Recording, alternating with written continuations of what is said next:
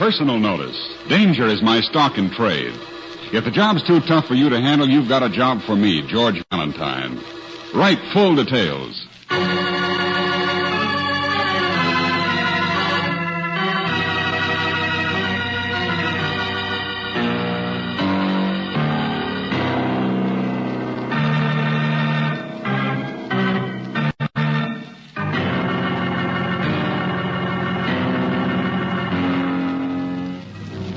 Let George do it.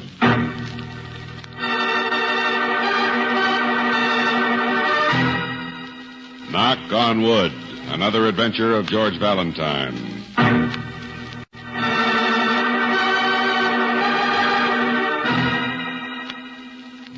My dear Mr. Valentine, I need your assistance most desperately. I am a landlord. Oh, yes, one of those poor malign creatures who happen to own a building.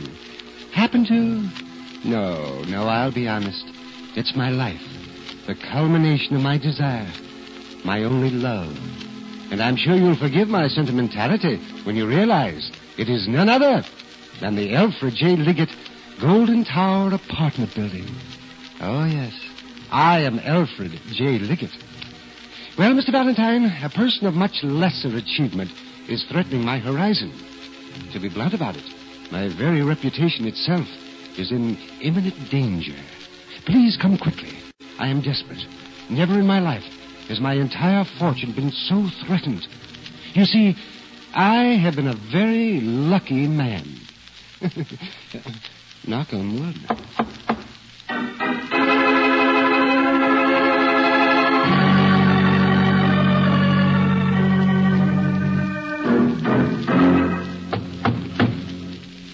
I'm sure this is the right door. Knock louder, George. Yeah. Pretty plush around here. Yeah. It's a quiet house, mister. No need to make a lot of racket. Huh? Boss will hear you. No need for excitement. Are you the janitor? Guess you dropped that cigarette wrapper by mistake. Oh, no, we didn't drop anything. Try to keep it nice and clean. Tenants like it that way. No pets or children, you know. Wastebasket at the end of every hall in case you have any more trouble. Oh, Mr. Liggett? Oh, Mr. Valentine and Miss Brooks, come in quickly, please. Yes. Sure. We just been blackballed by your janitor. Newsom. Oh, he's a wonderful fellow. Salt of the earth. Old-fashioned conscientiousness. You don't find them like that anymore. Keeps everything clean as a whistle, night and day. I can imagine. The Golden Tower must be a very homey place to live. Why, thank you, Miss Brooks. Oh, yes, indeed. We pride ourselves Mr. on... Liggett, what's your problem? You wrote you've got trouble. What is it? Mr. Valentine, it's the 15th floor, apartment A. Oh, my, I'm at a complete loss. Well? I made a dreadful mistake 2 months ago when I leased it. And now he's come back again. He goes away for a time, but now he's come back again. Mr. Valentine, I tell myself nothing will happen. I've always been very lucky. Knock on wood. But no, it's gone beyond mere hoping. What has? Who has? What are you talking about? To be quite blunt, I am persecuted and beset by an undesirable tenant. Oh. But the complaint isn't really mine, you understand. I'm I'm very tolerant. Well, I'm sure you are. But it's the tenant in 16A, the next floor, right over him. And there's the rub. Look, Mr. Liggett, you've lost me. One of my oldest tenants, 16A, a most delightful woman. So wealthy, but no sham, no pretense. And naturally, I must consider her first, mustn't I? You've got problems. You figure them out. Mr. Valentine, listen. She complains. And I don't blame her for complaining. This man who lives under her, he's a lot more than just a trial and a nuisance. But what on earth could you expect us to do? Well, he's a lot bigger than I am. Bigger than Newsom, or both of us rolled together. I want you to talk to the lady. That's Mrs. Fairchild. And then talk to him. I'm sorry, Mr. Liggett, but this man is a criminal. Doesn't that interest you? A criminal? Yes, he is. Since he swindled me into a lease, I've discovered he's actually been to prison. Yes, twice. He's a gambler. He's notorious. And to have him right here in my beloved tower, he calls himself Side Bet Sinclair. Oh, Side Bet Sinclair. Ah, his name does mean something. Oh, yes, there, you see. And Mr. Valentine, this person has clearly stated that if Mrs. Fairchild dares to complain about him once more, he will wring her neck like a chicken.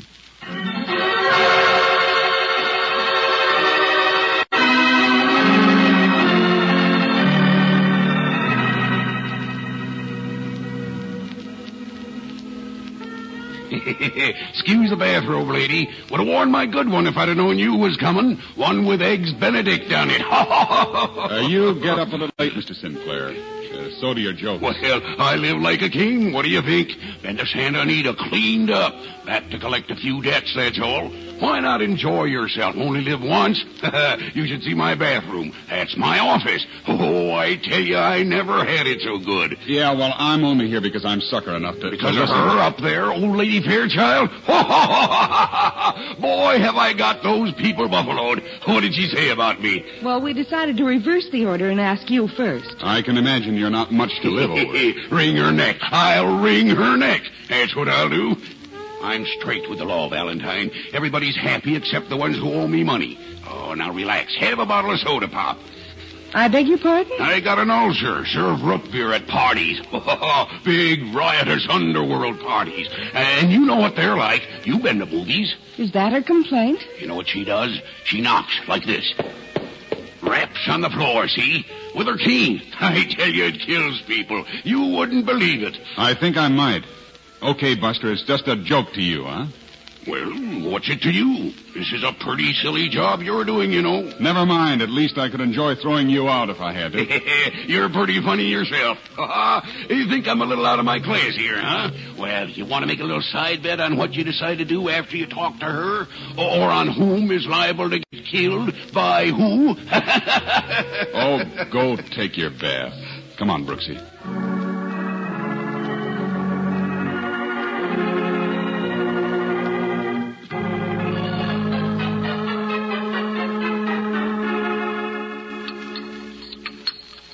Oh, these crispy crunchies. I just love them for breakfast, don't you? Sure, Mrs. Fairchild. Just adore them. I'm saving the box tops, you know. Not much left for a poor little lady like me to do. People don't realize. We only wanted to know about Mr. Sinclair. Yeah, and then we'll leave. Quickly. Oh, no. You stay and talk to me. That's what you'll do. Soon as I finish my breakfast, we'll all have coffee. About your complaint regarding Mr. Sinclair, Oh, Sinclair, you know, he's an awful man. He's simply awful. And poor dear Mr. Liggett worries about it so. I tell you, sometimes parties down there last until 11 or 12 at night. Sounds pretty sinful. Mm-hmm. I beg your pardon? Young man, you're not defending. Oh, no, of course not. But he himself doesn't drink, apparently. Oh, no. They're not that kind of parties. And this place has such thick carpets and heavy construction, I can't imagine you can hear much from down there, can you? For instance, his radio was playing just a second ago, but I don't hear it now, do you? Oh, but you can hear it with a glass on the floor. What? Well, you put a glass on the floor and put your ear down against the glass. Didn't you ever do that? Well, for the love of... Oh, aren't you old enough maybe yet to admit it? Well, here, I'll show you. I'm sorry, lady, but that does it. Oh, will it just take a minute? Never mind. Come on, Angel, we're getting out of here. I want to go down and knock on the wooden head of that landlord. No, wait. I'm showing you. Oh, my, and the things I can hear. Aren't you interested in that? Things about the underworld? Here, help me. I'm not very steady. I'll bet they talk mostly about women. Mrs. Fairchild, I wouldn't care if they talked in pig Latin to the ghost of Julius Caesar. Oh, I'm sorry, dear. You don't care that he's liable to wring my neck? Is that it? Here, sit down again. I'm sorry, but frankly, Mrs. No, Fairchild... I'm all right. Yes, wring my neck. Now, I know it's silly, but it is exciting, don't you think? And for a lonely woman, there's so little excitement. George, catch her. Oh, she was wobbling on you. Something was wrong with her. George, I'll phone Liggett to get a doctor. Skip it. She didn't faint. She's dead.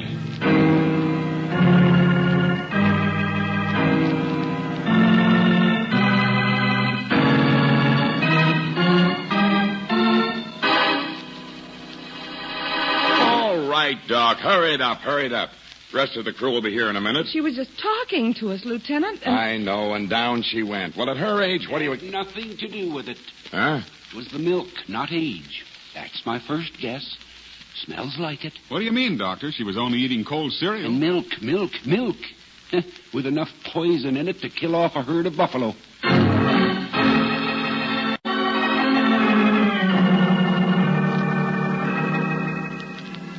Poison. Whole bottles that way. And it must have been delivered early this morning and sat outside her door where practically anybody could have Things got... about the underworld. Huh? What she heard. She was a snoop. I wonder if she really did hear anything important, Brooksy. What she heard might have been the reason for this, you mean? Hey, where you going? To bring a guy up here, Johnson. A guy who just might have been kidding about something he really meant.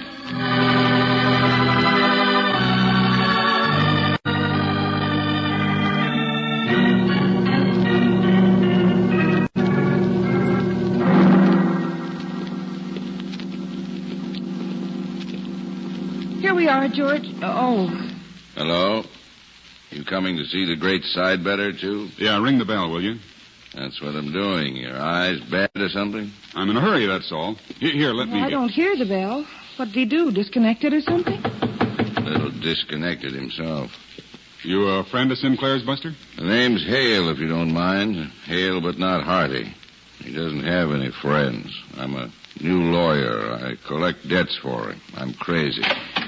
So am I. So is he. Got more people owing him money than the Department of Internal Revenue. He thinks it's funny. He thinks everything's funny. Yeah, well, there's a little matter upstairs you might not laugh off. Sinclair, where are you? Hey! He must have gone out, George. He's certainly... Stay where you are, lady. What? His office is in the bathroom. The bathtub. Oh, well, excuse me. What are you talking about? Telephone, reading stand, cigar, and all. Yeah. On the radio. Only it's not playing now, is it? Holy mackerel. Don't touch him. Yeah. Side bed himself. Taking a bath. But here, help me. The guy... You can't help him. He's dead. And he didn't just drown, either. When a radio is fixed like this and falls into a bathtub, it's called electrocution.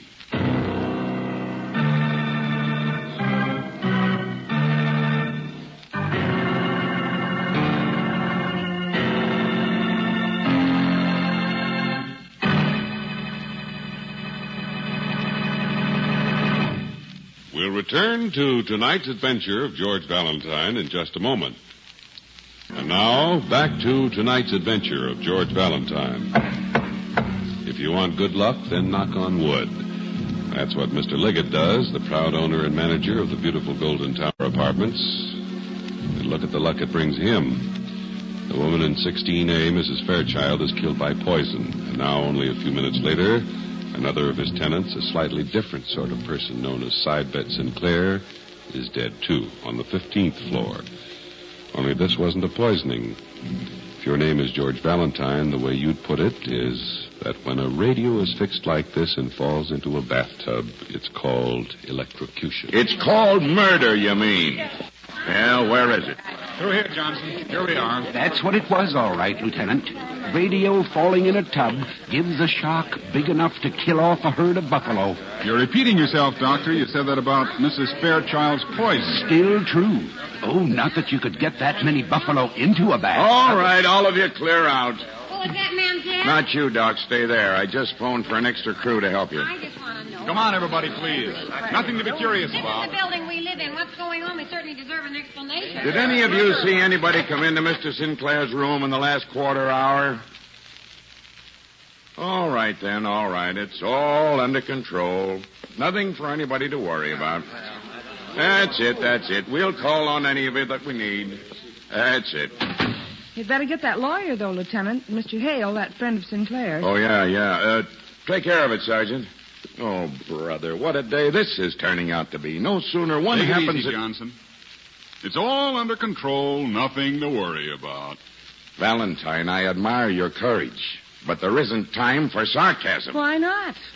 These two deaths are certainly linked up together, aren't they? Course they are. Simple as a Chinese puzzle. A snoopy little woman and a big-time gambler. I'm just surprised they weren't both murdered the same way. Now you're doing it. Okay, Johnson, but look at what you know so far. The old lady did hear things, maybe, from Sinclair's apartment here. And Sinclair himself must have certainly had enemies. So Sinclair was up to something and Mrs. Fairchild heard it, and it was so important that the person who was involved killed both of them. Sure. It doesn't make much sense, does it, George?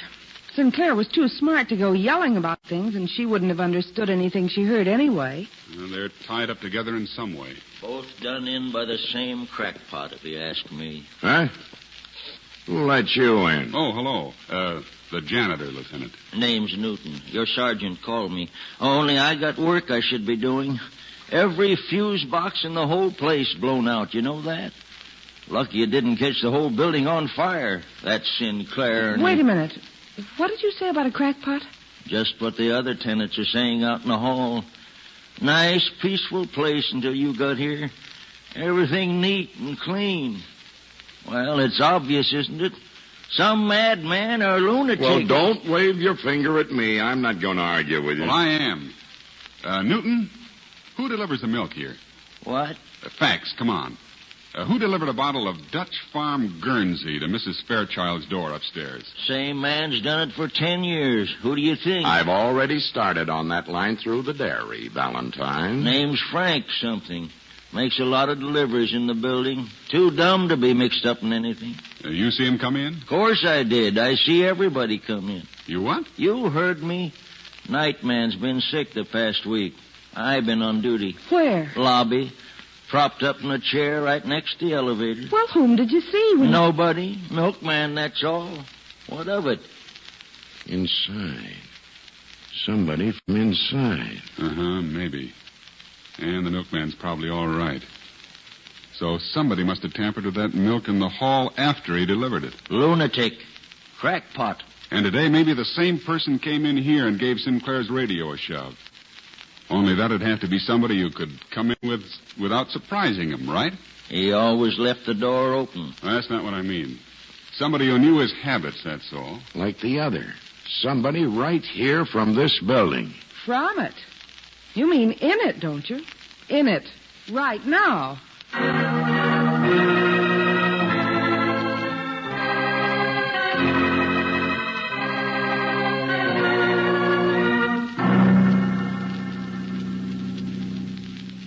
Now, look, Mr. Valentine, I can't help you tie these two things together. You're trying to add sheep and goats. That Fairchild From you, woman... I just want to know about Sinclair, Mr. Hale. Well, Lieutenant Johnson just ran past me there in the hall, and he didn't ask Well, me. he decided he'd better run a fast check of the other tenants. Mr. Liggett's with him.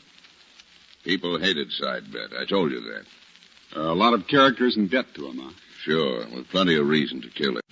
Self-defense practically for anybody to kill Sinclair. A very unpleasant man. Gambler who always collected. Had a smile like a death warrant. You're his lawyer. You should know. Just got the job, miss. Big money. I'm a man with ideals. Big money, sure. But stay on the rails. Any of those characters in the building in trouble with Sinclair? You mean any of them live here? No, I don't think so. And if one of them did do it, how do you explain that woman upstairs He doesn't yet, Mr. Hale. One thing at a time. No, both things at once. Stubborn type, isn't he? I don't believe in crackpot killings. There's a neat, simple explanation for everything. Mr. Valentine! Mr. Valentine! It's Mr. Liggett, George. Right here. Yeah. Mr. Valentine, 16A, 15A. What's your trouble, friend? What am I going to do? My whole life, What my about building... 16 and 15A? Get your breath, will you? I thought you were with Johnson. I came to get you. He's downstairs in 14A. There's another woman there. Dead.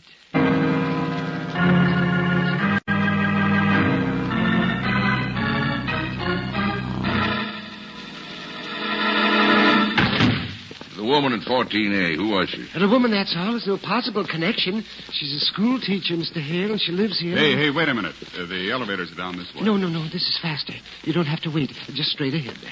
It's the way we went before. But what happened to this woman? What did she... Strangled. Just a few minutes ago. She'd just gone to answer her door, apparently, and someone was there. And it happened. A few minutes ago, I tell you, there's someone in the... Calm down, will you, Liggett?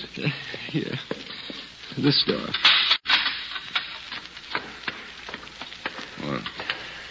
What's this? Fire stairs? Yes. Come on. Be careful of the railing. Hold it. Go on, Valentine. The stairs are too Wait, narrow. I said stop, both of you. Yes, but Lieutenant Johnson is... He'll live without us for a second.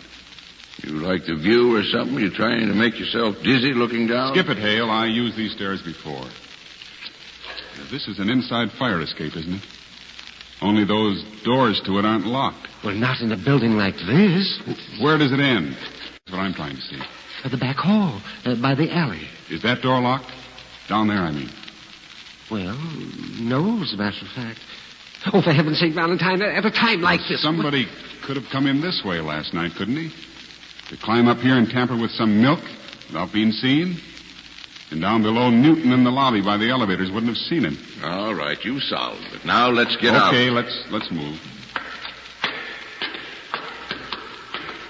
3 murders, all in a row. You think he'll stop at 3? Oh, be quiet, both of you. I can't stand it. Liggett, what are the rest of the facts on this? Oh, leave him alone. He's knocking on wood to stop a fourth. Please, I said... Concrete place like this, he'll have to use his own head. Oh, stop. Don't talk like that. Maybe you're right. Maybe there will be a 4th murder. What's it? No, there can't be. Lieutenant Johnson has more police coming. They'll be here any minute. Wait, Mr. Hale. Don't push. But isn't this the door to the next floor? It isn't marked. Neither are the apartments, I noticed. Just A, B, or C. But of course it's 14. Come on, hurry up. I like it better here. So do you guys. Besides, whatever 4th murder there is liable to be right here, isn't it? What did you say? Oh, come on. Let's keep on moving downstairs. But this is the floor. Mr. Liggett, you're liable to be the 4th corpse unless you shut up. Bravo. Listen, I'm not interested in that 3rd one. Because that's a murder that'll convince everyone forever that these are some sort of madman killings. Right? 3 in a row running right down a building? Of course it's madman. But what did you say? So suppose instead it was just a brutal, cold-blooded job to make people think that. Now, come on, downstairs. Yeah. Mr. Valentine... This woman was strangled, though. I'm interested in that. There are tests they can run, you know, on a man's hands.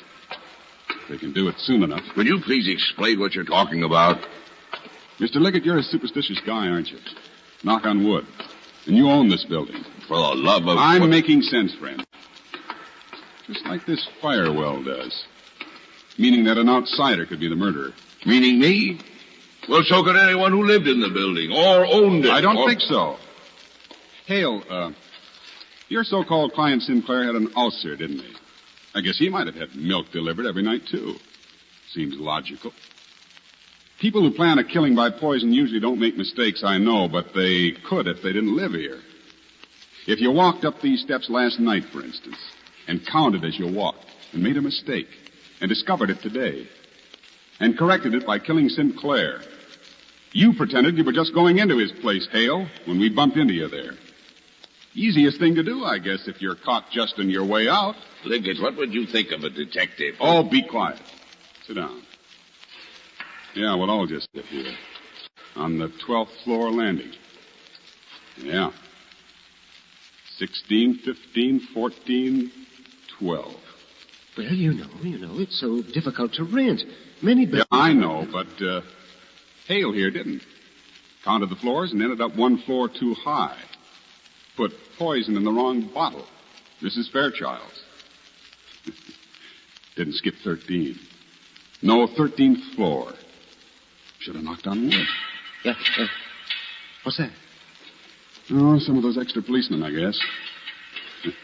Maybe there's a lab man with him, Hale. We can sit and wait for that test I talked about. You're saying I did it? Any number of people could have... All right, we'll wait for the proof. Ridiculous. We will not. I'm getting out of here. Mr. Valentine, don't let Get him out go. of my way, or I'll... No, Buster. You wouldn't pull another desperation murder with all those witnesses coming up, would you? I said... All right. Just take it easy. No, he can get out in the hall. He can take the elevator to another floor. Why, he can... Oh, no, he can't. The elevator won't work. What? What do you mean? Of course it'll work. No, it's an electric elevator, isn't it? Now, don't get sore, Hale. You did it yourself, you know. It was your murdering Sinclair half an hour ago that, well, as Newton put it, blew out every fuse box in the joint. It's a little ironic, isn't it?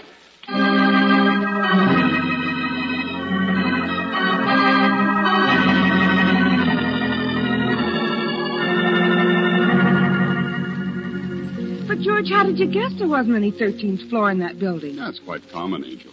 Keep your eyes open. Notice the elevator buttons next time. Only, maybe you won't notice if you climb up the fire stairs. Well, I don't understand how Hale could have... Well, on Mrs. Fairchild, he made the mistake. Oh. Wrong floor, wrong bottle of milk. Seems, he was the one who owed Sinclair all that money. And he was afraid for his own neck, so he decided to kill him. Next day he did. Only we practically caught him at it without knowing. Well, he didn't act nervous or anything. Hale was desperate, Brooksy. Yeah, we would have found out it was a mistake in pretty short order, you know. So he slipped off and committed another murder just to cover... Sure, the bloodhounds would have gone off in the opposite direction fast. Maniac on the loose. No time to look for rhymes or reasons. But he wasn't nervous or anything. I mean, I noticed he got lost in the shuffle there for a few minutes, too, but I... Well, why does a murderer have to act like one? People don't always betray themselves, you know. They don't spill their emotions all over the place. Don't spill their emotions all over... Oh. Well, some people certainly don't. I don't know why you always expect them to. You don't think I'm going to rise to that, do you? Well, I can sit here just as cold-blooded and showing nothing. You sure, Angel? For just about that long every time. Never longer. I hope. Knock on wood.